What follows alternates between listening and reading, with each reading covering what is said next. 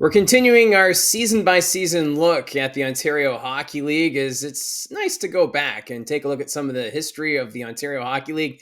And right now we are looking at the 1983-84 season, and this is the first where we have stability. There's no new cities, no expansion, relocation, status quo from the season before. Now, what was exciting about this year is we have the Leo Lalonde Trophy. That's introduced to honor the Overage Player of the Year. So you're going to see over the years that some new trophies are introduced. So in 1983-84, we had our first Leo Lalonde Memorial Trophy introduced. So that means 15 teams playing a 70-game season. And for this year, it was the M's division that led the way with the Kitchener Rangers having a record of 52-16-2, good for 106 points. And that was well ahead of second place Brantford. The Alexanders, a record of 39-28-3, good for 81 points. The Sioux Greyhounds, 38-28-4 was their record, 80 points.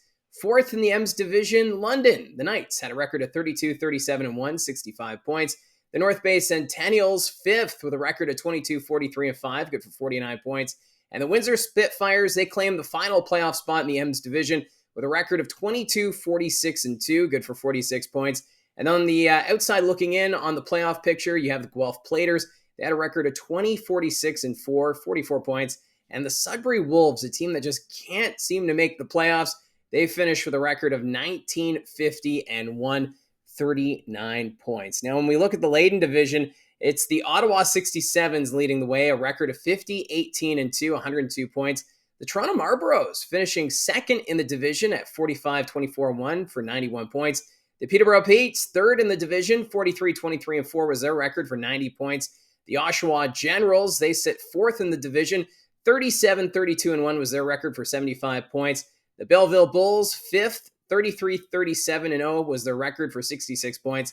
And the final playoff spot in the Leyden division belonged to the Cornwall Royals, who had a record of 33-37, 66 points. So Belleville having the tiebreaker between those two teams.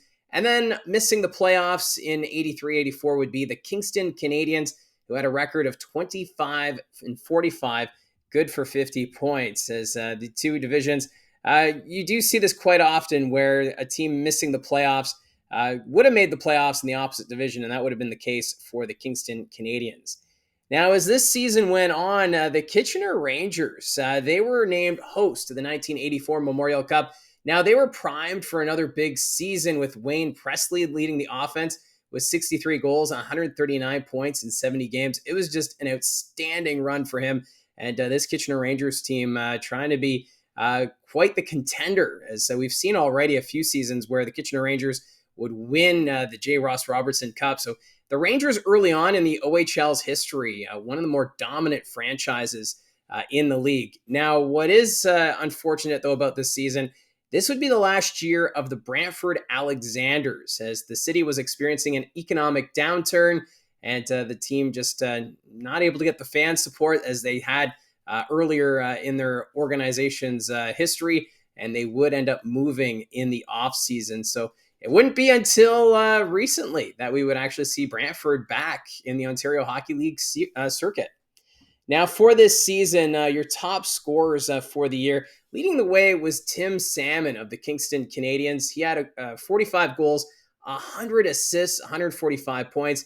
Here's Wayne Presley, second in scoring with the Kitchener Rangers, 63 goals, 76 assists, 139 points. Third in scoring from the Sioux Greyhounds was Wayne Gruel, 59 goals, 78 assists, 137 points. Peter Zezel, of course, he would go on to play with the Toronto Maple Leafs in the National Hockey League. He represented the Toronto Marlboros that season, 47 goals, 86 assists, 133 points. There's Dave Gans, Oshawa, 56 goals, 76 assists, 132 points. Kevin Conway split time between the Sioux Greyhounds and the Kingston Canadians, and he ended the season with 65 goals and 65 assists, 130 points. Then Doug Evans from the Peterborough Petes, he's next in the scoring list, 45 goals, 79 assists, 124 points. Scott Morrison of the London Knights, he was eighth in scoring that season, 47 goals, 73 assists, 120 points. In ninth, Don McLaren of the Ottawa 67s, 53 goals, 60 assists, 113 points. And rounding out the top 10 in scoring that year for the Ontario Hockey League was Scott Tottle of the Peterborough Petes. 63 goals, 47 assists, 110 points. It's amazing when you compare the scoring leaders in the 80s and then compare it to today. It's amazing how many players would break the 100-point mark when it came to goal scoring that season. Now, in the playoffs, they're still using the point system in the playoffs instead of a best-of-7 series. So it was the first to 6 points. That would determine who would win the division quarterfinal. And it would be the Oshawa 67s blanking the Belleville Bulls 6 points to none. The Peterborough Petes, they would also blank the Cornwall Royals 6 points to none. In the Ems division, you'd have the London Knights. They would defeat the North Bay Centennials 6 points to 2. And then the Sioux Greyhounds getting the Windsor Spitfires in a 6 points to none sweep. In the division semifinal, then it's the best of 8 points. That's what you needed to advance to the next round. The Ottawa 67s, no problems against Oshawa, going 8 points to none. The Toronto Marlboros, they also took care of the Peterborough Petes, 8 points to 2. And then switching divisions, the Kitchener Rangers, 8 points to none over the London Knights. And then an upset, the Sioux Greyhounds defeating the Brantford Alexanders 8 points to 4. So this would be the last time we would see the Brantford Alexanders in the playoffs for the Ontario Hockey League before their move to Hamilton. Now in the division final, the Ottawa 67s had no problems taking on the Toronto Marlboros. They would win that series 8 points to none.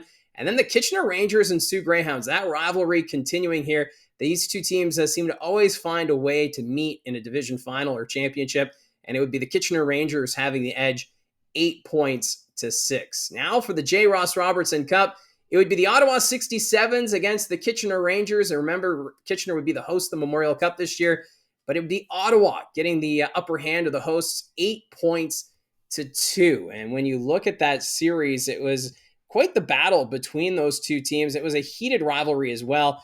You would see Ottawa and Kitchener playing to a 5-all tie in game number 1. And then the 67s, 13-4 was the score in game number 2. So after that, the 67s was really dominating that series between those two teams before going off to play in the Memorial Cup. And in the Memorial Cup, which of course was being held at the Odd, the Kitchener Rangers and 67s had a pretty good round robin going up against the Laval Voisin and the Kamloops Junior Oilers as they made up the other two teams. This was the third Memorial Cup appearance in 4 years for the Rangers after they won the title in 82 and then lost in the final in 1981. Now for Laval, they were led by Mario Lemieux. He had a record season in the QMJHL, 133 goals, 282 points in 70 games. So Mario Lemieux then would play in the Memorial Cup in Kitchener. But despite Lemieux, Laval, they finished last in the round robin. So not what many fans were expecting in that Memorial Cup. Ottawa, though, they had to play Kamloops in the semifinal before they met the Rangers in the Memorial Cup final, where they would win their first Memorial Cup 7-2 over the Kitchener Rangers. So a bit of a rivalry there in 1983-84 between the Ottawa 67s and the Kitchener Rangers, and that would carry over into the Memorial Cup final, where Ottawa would win the championship. Now, looking at the award winners that season, going for the Red Tilson that year, John Tucker of the Kitchener Rangers, while Tim Salmon of the Kingston Canadians, he would win the Eddie Powers Memorial Trophy. The Matt Layden went to Tom Barrett of the Kitchener Rangers, while Wayne Presley winning the Jim Mahone Memorial Trophy. The Max Kaminsky Trophy went to Brad Shaw of the Ottawa 67s.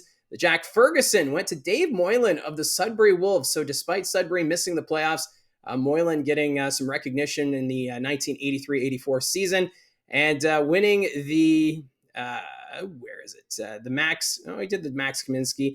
The Ems Family Award for Rookie of the Year went to Sean Burr. So quite the season in 1983-84. We were having some stability in the Ontario Hockey League in these few years, but that would change going into the following year. As I mentioned, the Brantford Alexanders would relocate to Hamilton, and the league, that wouldn't be the last relocation we would see during the 1980s. So the 83-84 season, Kitchener again competing for top spot in the league, but it would be the Ottawa 67s and Brian Kilray getting the best of them. So that's how I see it. I know I'm probably missing a few details from that season. So if you want to fill in the gaps with details from that year that you may remember clearly, you can always put that down in the comments section below. I'm going to be adding this to the OHL History playlist. So we're doing a season by season review for the off season.